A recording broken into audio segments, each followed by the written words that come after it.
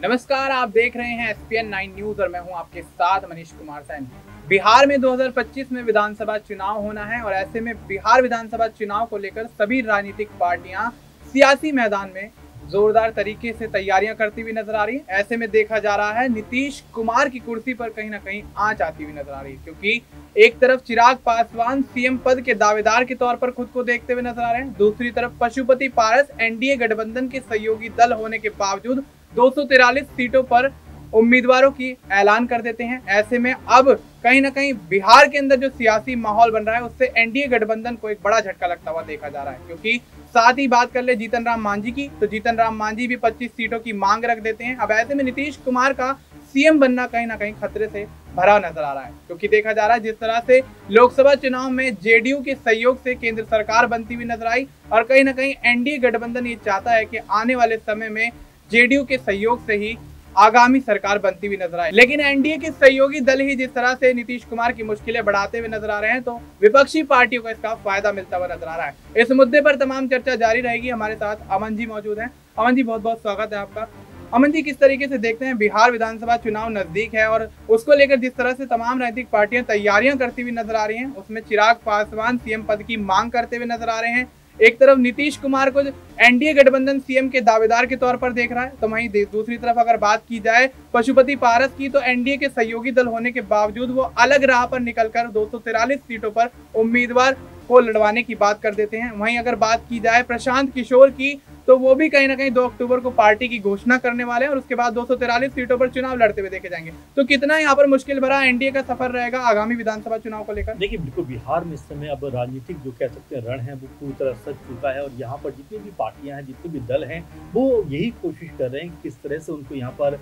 बढ़त मिलती हुई नजर आ जाए। आप देखिए, चाहे हम एनडीए कुनबे की बात करें तो भले ही उसमें बीजेपी और जो कह सकते हैं जेडीयू और इसके अलावा जो एलजेपीआर है वो एक साथ नजर आती है, लेकिन एक साथ होकर भी कहीं ना कहीं अलग अलग राहें तीनों की नजर आती हैं। आप देखिए, राजनीति करने का ढंग हर पार्टी का अपना अलग होता है, अलग विचारधारा होती है, अलग निशान होता है, अलग तरह से उनका कह सकते हैं लोगों को कम्युनिकेट करने का तरीका होता है। कोई हिंदू मुस्लिम के नाम पर राजनीति करता है, तो कोई विकास के नाम पर राजनीति करता है, तो कोई युवाओं के नाम पर राजनीति करता है। यानी कि राजनीति करने के तौर तरीके भी अलग अलग होते हैं। लेकिन देखिए, पॉलिटिकल मंशा को साधने के लिए, सत्ता में कह सकते हैं अपने आप को लाने के लिए कई बार ये जो राजनीतिक दल है वो तमाम तरह के समझौते करते हैं और उसके बाद वो पार्टियों का एक दल बनता है, उसमें शामिल हो जाते हैं। यही कुछ हाल इस समय एनडीए का नजर आता है, जहां पर जितने भी उनके साथ दल हैं वो अलग अलग तरह की राजनीति करते हुए नजर आते हैं, लेकिन एक साथ चलने का प्रयास कर रहे हैं। अब देखिए, बिहार की ही अगर बात कर ले तो यहाँ पर जो नीतीश कुमार है वो हिंदू मुस्लिम को साथ कर राजनीति करते हुए नजर आते हैं और जिस तरह से वक्फ बोर्ड का जो मामला सामने आया उसके ऊपर उन्होंने आपत्ति दर्ज की। वहीं अगर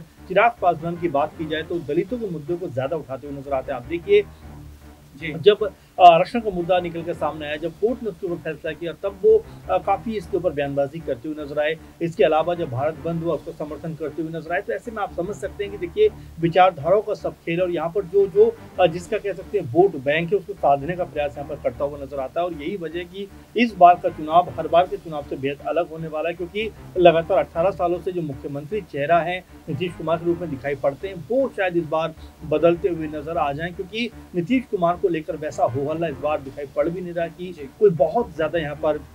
नीतीश कुमार के लिए जो है राहें बनती हुई दिखाई पड़ रही, बल्कि यहाँ तक कि उनके खिलाफ मांगे या उनके खिलाफ एक तरीके से नया मुख्यमंत्री खड़ा किए जाने की बात निकल कर सामने आ रही है कि उनकी पार्टी में कोई ऐसा शख्स निकले जो उनका स्थान लेता हुआ नजर आए। आपने देखा होगा कुछ दिनों पहले उनके बेटे निशांत कुमार का भी नाम इसमें शामिल हुआ। इसके अलावा चिराग पासवान के नाम को लेकर जब तक चर्चा होती रहती है कि भाई क्या वो भी बिहार के मुख्यमंत्री बनना चाहते हैं और क्यों नहीं बनना चाहते हैं, क्योंकि 5 उनको लोकसभा सीट दी गई, 5 पे जीत दर्ज करते हैं, तो ऐसे में उनका नाम भी काफी कह सकते तेजी के साथ में आगे बढ़ता हुआ नजर आता है। वहीं अगर बीजेपी की बात करें तो बीजेपी की तरफ से इस बार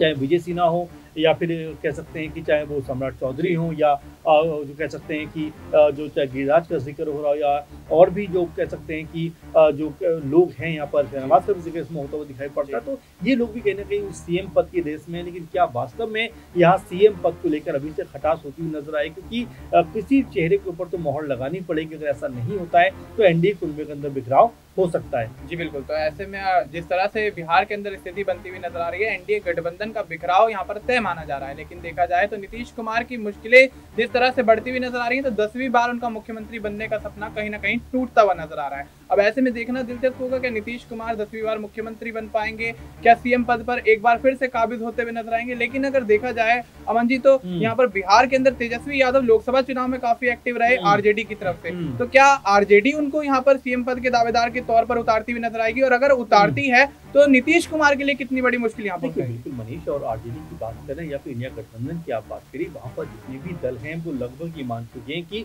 जो तेजस्वी यादव है उनको ही वो अपना चेहरा बनाकर चलना। अभी कांग्रेस पार्टी और आरजेडी ने मिलकर चुनाव लड़ा, आरजेडी और कांग्रेस पार्टी, उसके अलावा विकास इंसान पार्टी जो वो भी साथ में आए और उनके जो मुकेश सहनी है वो भी साथ मिलकर चुनाव लड़े। तो यहाँ पर बड़ा स्पष्ट संदेश है कि यहाँ तीनों जो दल हैं वो एक साथ चलना चाहते हैं। वैसे में चिराग पासवान को लेकर लगातार जो स्थिति है वो स्पष्ट नहीं हो पा रही कि क्या वो एनडीए का हिस्सा ही बने रहेंगे। जिस तरह के बयान उनके सामने आते हैं, जिस तरह की बातें उनके सामने आती हैं, ऐसा लगता है कि वो बीजेपी से कोई बहुत ज़्यादा खुश नहीं है, वो एनडीए कुनबे का हिस्सा होकर बहुत ज़्यादा खुश नहीं है। और जिस तरह के उनके बयान है, इसी आधार पर बीजेपी ने देखिए, चाहे उनके चाचा की बात की जाए कि उनको बुलाते हैं, पशुपति पारस को बुलाकर बातचीत होती है, जो 243 सीटों पर लड़ने की बात करते हैं, उनको भी कह सकते हैं कि मनाया जा रहा है कि चलिए आप हमारे साथ चलिए। वैसे में अगर चिराग पासवान थोड़ा इधर उधर होते हैं तो यहाँ पशुपति पारस उनका स्थान ले सकते हैं। लेकिन देखिए, इनसे अलग अगर देखा जाए तो जिस तरह प्रशांत किशोर एक धीमी चाल चलते हुए नजर आ रहे हैं, जिस तरह से लोगों को कम्युनिकेट करते हुए नजर आ रहे हैं, जिस तरह से लोगों को अपने साथ मिलाकर आगे बढ़ने का प्रयास करते हुए नजर आ रहे हैं, क्योंकि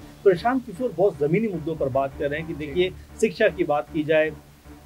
विकास की बात की जाए, बिहार में डेवलपमेंट की बात की जाए, फैक्ट्री लगाने की बात की जाए, अच्छे संस्थान बनाने की बात की जाए, तो उसमें बिहार जो है पिछड़ा राज्य नजर आता है। तो यही सारे मुद्दे जो है वो अब प्रशांत किशोर उठा रहे हैं। तो ऐसे में कांग्रेस और बीजेपी या यूं कहा जाए इंडिया गठबंधन और एनडीए दोनों के लिए मुश्किलें कहने में प्रशांत किशोर पैदा कर सकते हैं। लेकिन जहां तक सीएम बनने की बात है तो इंडिया गठबंधन का जो रुख है वो तो बड़ा स्पष्ट है कि भाई वहां पर तेजस्वी यादव के नाम पर लगभग मोहर लग गई है। वहीं अगर हम बात करें एनडीए गठबंधन की, तो यहाँ पर चिराग पासवान का नाम भी निकल कर सामने आता है, तो विजय सिन्हा का नाम भी आता है, तो समाज चौधरी का नाम भी आता है, नीतीश कुमार जमे हुए हैं ही, इसके अलावा उनके बेटे का भी नाम आता है। तो यहाँ थोड़ी सी मुझे ऐसा लगता है कि मनीष की यहाँ पर थोड़ी गुत्थी उलझी हुई सी है। जी बिल्कुल, तो यहाँ पर जिस तरह से एनडीए गठबंधन में कई चेहरे यहाँ पर सामने निकल कर आ रहे हैं सीएम पद के दावेदार के तौर पर, तो गुत्थी काफी ज्यादा उलझी हुई मानी जा रही है। और ऐसे में जिस तरह से विधानसभा चुनाव धीरे धीरे नजदीक आता जा रहा है, तो एनडीए गठबंधन के अंदर फूट का जो असर है वो कहीं ना कहीं बढ़ता हुआ नजर आ रहा है। और ऐसे में अब जिस तरह से पशुपति पारस ने 243 सीटों पर उम्मीदवार लड़वाने की बात की है, 243 सीटों पर चुनावी मैदान में उतरने की बात की है, वो भी कहीं ना कहीं एनडीए गठबंधन को एक बड़ा झटका दे सकते हैं। और बात की जाए प्रशांत किशोर की, तो जनस्वराज के प्रमुख प्रशांत किशोर 2 अक्टूबर को पार्टी को अपनी लॉन्च करने वाले हैं। और उसके बाद अगर जनस्वराज के प्रमुख प्रशांत किशोर चुनावी मैदान में उतरते हैं और ज्यादा से ज्यादा सीटें निकालने में कामयाब होते हैं, तो एनडीए गठबंधन के लिए कितना बड़ा यहाँ पर एक रिस्की मामला हो सकता है। तो अमन जी, एक आखिरी और छोटा सा सवाल ये रहेगा, अगर प्रशांत किशोर ज्यादा से ज्यादा सीटें निकालते हुए यहाँ पर देखे जाते हैं, तो क्या पशुपति पारस और चिराग पासवान सहयोग करते हुए नजर आएंगे? देखिए, बिल्कुल अभी बहुत सारी जो रणनीति बनती हुई नजर आने वाली, क्योंकि देखिए प्रशांत किशोर के बारे में आप देखिए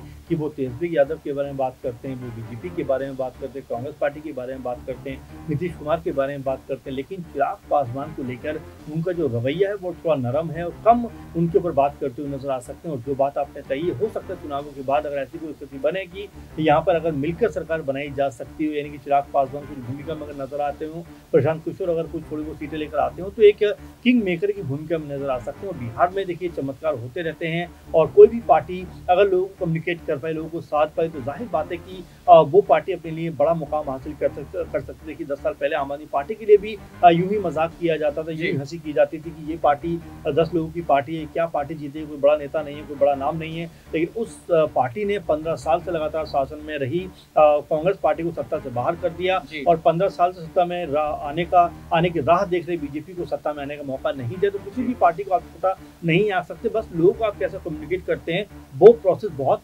जरूरी और अनिवार्य है। जी बिल्कुल, तब ऐसे में देखना दिलचस्प होगा सीएम पद के दावेदार के तौर पर जिस तरह से विपक्ष और पक्ष के कई चेहरे सामने आ रहे हैं, तो बिहार की राजनीति में क्या नीतीश कुमार की गद्दी हाथ से सरकती हुई नजर आएगी, या 10वीं बार नीतीश कुमार सीएम बनते हुए नजर आएंगे? और अगर 10वीं बार नीतीश कुमार सीएम बनते हैं, तो चिराग पासवान और सम्राट चौधरी का एनडीए के लिए क्या कुछ यहाँ पर रुख रहने वाला है? क्योंकि जिस तरह से चिराग पासवान एनडीए की मुश्किलें बढ़ाते हुए नजर आ रहे हैं, वे तमाम मुद्दों पर सरकार के खिलाफ खड़े होते हुए नजर आते हैं। और ऐसे में क्या एनडीए की मुश्किल चिराग पासवान और सम्राट चौधरी मिलकर बढ़ाएंगे, और अगर ऐसा होता है तो क्या दूसरे दलों का यहाँ पर सहयोग करते हुए नजर आएंगे? फिलहाल आपको इस मुद्दे पर क्या कुछ लगता है, आप अपनी राय हमें कमेंट करके बता सकते हैं। बाकी देश और दुनिया से जुड़ी तमाम जानकारी के लिए आप बने रहिए SPN9 न्यूज।